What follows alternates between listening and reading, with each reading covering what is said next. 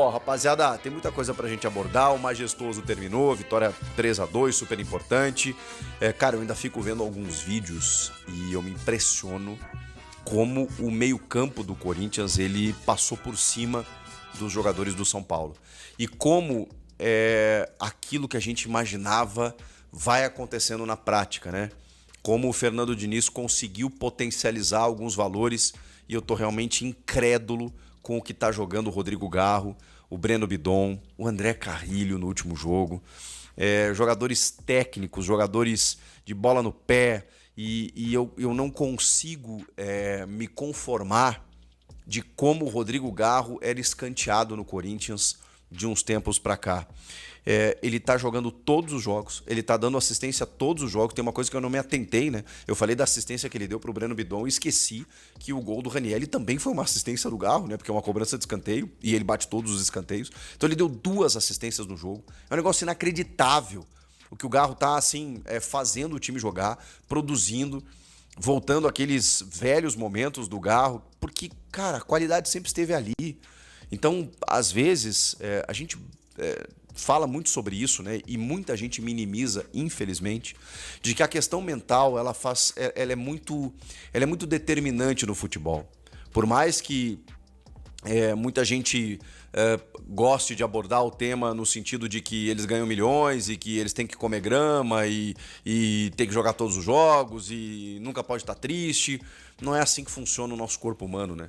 Ele muitas vezes entra num desequilíbrio químico no cérebro, isso é ciência, e a gente acorda um dia sem querer sair da cama mesmo com milhões na conta. Isso acontece. Então, o que eu quero dizer com isso? O André Pirlo, né, tinha uma frase que o futebol se joga com a cabeça. Os pés são apenas instrumentos. Porque são seres humanos ali, cara. E me parece muito claro que o Rodrigo Garro estava enfrentando um período de desconfiança em si próprio e talvez até do clube, no antigo treinador, nas pessoas à sua volta em relação ao seu futebol.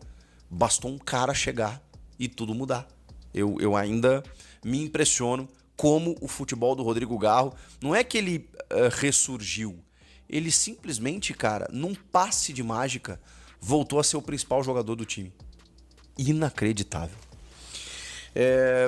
Mas o Majestoso ainda tem rescaldos em relação à arbitragem. A CBF exibiu o áudio do VAR naquele diálogo sempre edificante do VAR com o árbitro de campo sobre uma suposta mão no saco. Um gestual de saco. É quando o Daronco comunica com a cabine. Estão falando aqui de um gestual de saco aí. Aí os caras vão lá, caçam. Tem realmente. Mas eu vou pedir para você olhar dentro da subjetividade do lance, que eu reconheci no primeiro momento como subjetivo. Talvez até dentro da subjetividade o VAR nem devesse entrar, tá? Mas olhando as imagens, aí me desculpa, né? Uma imagem muito clara de uma... como direi, é difícil analisar esse tipo de coisa, viu, rapaziada? Um gestual que não é comum, que não é aceitável para crianças, para mulheres, enfim, eu acho que o futebol, você pode ter outras maneiras de comemorar, de provocar, e como o próprio Corinthians foi punido, porque não se fala em toque obsceno, né? Se fala em gesto obsceno. Então não precisa tocar, precisa segurar, né? Não precisa fazer algo mais explícito do que aquilo. Enfim, a CBF concordou com o Daronco, olha só, pela subjetividade do lance, pelo fato dele não ter expulsado o jogador do São Paulo. Então, essa é uma informação apurada pelo portal Meu Timão que eu trago aqui para vocês agora, tá bom? Vamos lá. Hugo Souza saiu na pré-lista de Carlo Ancelotti. Ele divulgou a lista de 55 nomes. Como curiosidade, tem o Neymar, por exemplo, né? Tem alguns nomes que até não estavam sendo chamados, né? O Pedro do Flamengo. Enfim, tem muita gente interessante ali nessa lista. O Murilo, do Nottingham Forest. Acho que não vai, assim, né? Porque tá em último ali na hierarquia e ele não foi chamado nenhuma vez, mas ele tá na pré-lista. Acho até que ele deveria ter ido muito antes, né? O Murilo é zagueiro do Corinthians, né? E o Hugo Souza aparece na pré-lista, o que não é nenhuma novidade, né? A gente já imaginava, que tem 6 goleiros. Entre eles, Alisson, Ederson, Bento, Hugo, John, que tá no Nottingham Forest, né? Ex-Botafogo, Santos, Inter, e o Carlos Miguel, hoje no Palmeiras.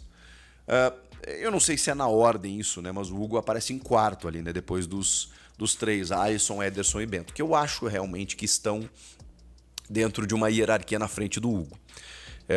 Minha opção pessoal é de levar o Hugo entre os três, mas eu realmente não sei se a rodagem na Europa aí, ou sei lá, do Bento no Al Nassr, vai fazer eles passarem na frente do Hugo, o que eu acharia lamentável. De qualquer forma, o Hugo vai viver essa expectativa até a segunda-feira, dia 18 de maio, quando o Ancelotti fará a sua convocação final para a Copa do Mundo. O Memphis Depay está próximo de retornar, finalmente, falando em Copa do Mundo. 50 dias fora. O time está bem ajeitadinho sem ele, né? Mas eu sou um dos caras que defendem o Memphis. Acho que ele é importante para o time, acho que ele pode agregar ainda mais. Nesse caso, eu acho que o Jesse Lingard tá fazendo uma ótima dupla com o Yuri. É que o futebol do Yuri caiu, né? Então, daqui a pouco o Memphis pode potencializar o Yuri de novo, como a gente já viu muitas vezes acontecer do Garro com o Memphis e o Yuri, né? O fato é que o Memphis deve estar liberado essa semana para treinamentos juntamente do grupo, e se ele não jogar contra o Barra na quinta-feira pela Copa do Brasil, domingo contra o Botafogo, provavelmente ele estará em campo pelo menos alguns minutos. Restam 6 jogos até a pausa para a Copa, ou para a Copa do Mundo, no caso, né, onde ele provavelmente vai jogar. Se ele perder o jogo contra o Barra, faltarão 5. Se ele não jogar domingo, faltarão 4. Então é importante que ele jogue, e eu acho até que está dentro de um planejamento para ele ter uma rodagem antes da convocação para o Ronald Koeman, lá o técnico da Holanda, entender se ele está numa boa para ser chamado para a Copa, e a gente imagina que ele vai ser chamado de qualquer maneira. Mas mais do que isso, né, pro Corinthians é importante ter esse jogador. Se o Lingard tá jogando muito bem e tal, você tem um Memphis ali no banco de reservas, né, por uma questão física, evidentemente, para entrar no segundo tempo, para revezar alguns jogos com o Lingard, eu acho que é fundamental. Esqueçam essa de onde vai jogar. Tem muito jogo, muito jogo para ele jogar e revezar com o Lingard, com o Yuri, enfim, com todo mundo ali, tá bom? Nos próximos dias a gente vai ter novidades a respeito do Memphis Depay. E o último assunto desse vídeo é uma entrevista concedida por Adenor Bach Otiti ao GE, ao Globoesporte.com, no quadro Abre Aspas, né? Onde eles fazem uma entrevista mais ampla, mais complexa, de personagens da bola. E o Tite, ele falou muito sobre a seleção brasileira e tudo mais, as Copas de 18, 22... a sua saída da seleção, e nessa última parte que eles divulgaram, tem mais a ver com Cruzeiro e Flamengo, esse período mais recente do Tite. E ele pediu publicamente desculpas ao torcedor do Corinthians, e ao Corinthians especificamente, né, ao clube também, pelas recusas que o Tite acabou dando nas procuras que o clube fez a ele, especialmente em 2023. Quando ele não queria trabalhar, segundo ele, mas acabou depois aceitando a proposta do Flamengo, ainda em 23, para 2024. Né? Ele disse que só trabalharia em 2024. Só que o Flamengo ficou sem técnico no final de 23, chamou e ele aceitou, quando ele disse que não queria trabalhar aquele ano. Pouco antes, o Corinthians fez uma proposta e ele recusou, pelo momento conturbado do clube, aquela coisa toda, mas segundo ele, porque ele estava negociando com o West Ham da Premier League, que ele estava fazendo curso de inglês, os caras estavam estudando o clube, estava quase tudo certo e acabou não fechando. Mas ele se arrependeu e disse que se ele pudesse rebobinar a fita, ele voltava e aceitaria o Corinthians por tudo que o Corinthians fez por ele e tudo mais. Até viralizou um post da Ana Thaís Matos, comentarista da Globo, torcedora do Corinthians, digamos assim, chateada, né, com a resposta do Tite, não aceitando muito bem as desculpas e tudo mais. E eu queria saber de você, cara, porque assim, eu entendo que isso é uma questão muito pessoal do torcedor. O Tite, ele realmente é o maior técnico da história do clube. A história não se apaga, mas sabe aquela história de que, pô, você tá em baixa, né, depois da eliminação na Copa do Mundo, o Brasil tava criticando muito o Tite naquele momento, e aí tem aquela coisa do acolhimento, né, da tua casa te chamar pra vem aqui que eu te dou um colo. E o Tite não quis. Não quis, tinha uma ideia de trabalhar na Europa, e depois acaba indo para... E dizendo que e o argumento era que ele não ia trabalhar aquele ano, e depois ele acaba indo para o Flamengo. O torcedor entendeu isso como uma punhalada, e até hoje é um pouco difícil essa relação. Então, acho que a história realmente não se apaga, mas queria saber o que você pensa hoje do Tite, caso eventualmente haja uma nova oportunidade, e se você desculpa, né? Se você desculpa o pedido, se você aceita o pedido de desculpas do treinador, o Adenor Leonardo Bach, o Tite. Que coisa, hein? É uma questão sensível, eu reconheço. Deixa a sua opinião nos comentários que eu quero saber e bora continuar que tem mais informação quente do Timão. E o Corinthians teve a chance de contratar Neymar. Essa história ocorreu antes de o craque se transferir para o Santos, onde fez enorme sucesso. Vamos voltar para o ano de 2001. O Fran Papaiordano, que até hoje tem papel importante na diretoria alvinegra, havia ido assistir a um jogo do seu filho, o Franzinho, contra a Portuguesa Santista e saiu do ginásio encantado com um menino chamado Neymar. Ele chegou a conversar com o pai do menino, o Ney Pai, para entender as condições para uma eventual transferência do Neymar para o Corinthians. No dia seguinte, ele liga para o Nézio Cury, que era o homem forte das categorias de base do Timão, e fala: você precisa contratar esse moleque, ele é absolutamente diferente de tudo que a gente já viu.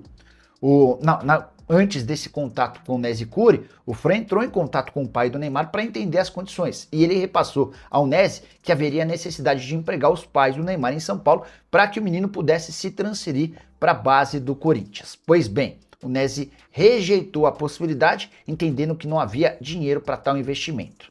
Acontece que, em 2002, no ano seguinte, o pai do Neymar liga para o Frei e fala: estou em negociações com o Santos, você não consegue mesmo arranjar uma vaga no Corinthians? O Fran faz outra tentativa com o Nézio Cury e escuta mais uma negativa. Neymar acaba indo para o Santos em 2003 e o resto da história é super conhecida. O cara se tornou um dos maiores ídolos da história do futebol brasileiro e mundial, tendo até hoje, aos 34 anos de idade, gerado um caminhão de dinheiro pro peixe. O que você pensa sobre essa história? Já usa o espaço para comentário e registra a sua opinião. Tô curioso para saber, beleza? E o Corinthians quer contratar Gustavo Scarpa, mais um dos boatos que surgiram nas redes sociais. Com a nossa função por aqui, entrar em contato com dirigentes para perguntar se existe alguma negociação ou não. Antes de gravar o vídeo, eu liguei para o Marcelo Paz, executivo de futebol do Timão. Antes, só para recapitular, contar um pouquinho sobre a situação do Scarpa. 32 anos de idade, não deve estourar o limite de jogos no Brasileiro pelo Atlético para que possa ser negociado. Nesse momento ele tem 10 jogos, o Galo ainda disputa mais 4 partidas até a pausa para a Copa do Mundo. Foi comprado pelo Atlético junto ao Nottingham Forest por 5 milhões de euros. Hoje o Galo topa negociá-lo por 3 milhões de euros. A partir daí já começa a pintar algum problema, até porque a ideia do Corinthians é se reforçar na metade do ano sem gastar dinheiro. E o Atlético pede essa compensação financeira, 3 milhões de euros vezes 6, a gente está falando de mais ou menos 18 milhões de reais. Abre aspas para minha fonte no Corinthians, Marcelo Paz, esse nome não está sendo debatido no momento. E Mantuan, ex-atacante do Corinthians, pode estar voltando ao Timão na metade da temporada. Informação que tem circulado nas redes sociais dá conta de que o atleta, que pertence ao Zenit, interessa. Importante registrar que o Mantuan, hoje com 24 anos de idade, é titular absoluto do Zenit. Temporada de 26 jogos, 3 gols e 1 assistência. Desde que se mudou do Corinthians para o Zenit, sua presença como titular é constante. Importante registrar ainda que nesse momento o Mantuan é avaliado em apenas 4 milhões de euros. Ele não conseguiu explodir, embora seja uma peça importante do time que briga com o Krasnodar pelo título do Campeonato Nacional. Cheguei a ler nas últimas horas que o Corinthians cogita, para ter o Mantuan de volta, oferecer o Dieguinho, o Tchoca ou o Guinegão. Mas, antes de gravar esse vídeo, eu telefonei para um dirigente importante do clube. E aí, vocês têm interesse no Mantuan? A resposta, chute grande. Acrescentei com outra pergunta. Essa possibilidade de troca por Dieguinho, Tchoca ou Guinegão existe? Abre aspas de novo para essa fonte. Nunca debatemos o nome do Mantuan internamente. Fecha Beleza? Aspas. Thiago Almada, craque do Botafogo, da seleção argentina e que não consegue jogar no Atlético de Madrid, está sendo especulado como possível reforço do River Plate. Notícia super importante para clubes brasileiros. Vale a lembrança de que o Palmeiras tentou contratar o Almada na última janela de transferências, mas ouviu que o craque argentino não pretende deixar a Europa. Pois bem, a ESPN Argentina assegura que o Almada negocia com o River Plate. A ideia é que ele chegue por empréstimo e a resposta do Atlético de Madrid do Almada deve pintar em 20 dias. Queria só lembrar para vocês que o River Plate nem disputa a Libertadores da América, está na Sul-Americana. E diante desse cenário, entendo ser obrigação dos principais clubes brasileiros entrarem em contato com o Almada e também com o Atlético de Madrid para cogitar a possibilidade de contratá-lo. Não por empréstimo, mas em definitivo. Jogador que é muito acima da média, mas não tem conseguido jogar sob o comando de Diego Simeone. Das últimas 7 partidas do Atlético de Madrid na Champions, ele nem saiu do banco de reservas em 6 delas, o que mostra que ele está bem distante de ser protagonista no time do Simeone, apesar do enorme talento. Temporada de 36 jogos, 4 gols e 2 assistências, é certo que ele não fica no Atlético de Madrid, resta saber se ele vai consumar a ideia de continuar no futebol europeu ou se de fato topa vir para a América do Sul e os clubes brasileiros têm muito mais capacidade financeira para contratá-lo. Jogador adquirido por 21 milhões de euros, contrato no Atlético de Madrid até 2030, avaliado em 25 milhões de euros. Se o Paquetá custou 52 milhões de euros, por que não gastar 35 milhões de euros em alguém extremamente interessante, promissor e de apenas 25 anos de idade? Ou você pensa diferente? Use o espaço para comentário e opine. Só não esquece de deixar like, de se inscrever no canal. A gente se encontra assim que surgir notícia. Tchau. Resumo do dia. Tite pedindo desculpas, Memphis perto de voltar, STJD pressionando o Timão e o mercado da bola, fervendo com Montuan e Cebolinha. O Corinthians segue vivendo dias intensos dentro e fora de campo. Se você quer acompanhar tudo sobre o Timão, já se inscreve no canal e ativa o sininho. E claro, deixa sua opinião aqui nos comentários, fiel.